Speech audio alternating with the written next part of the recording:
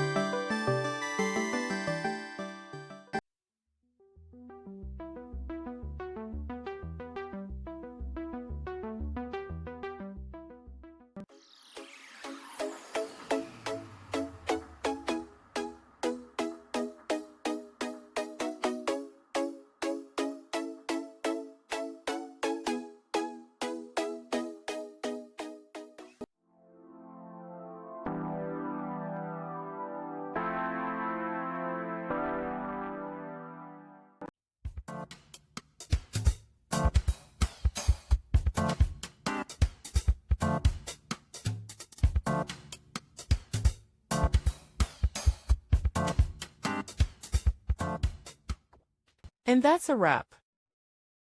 I hope you found the answer you were looking for. If you did, take a second to hit that subscribe button. It really helps out.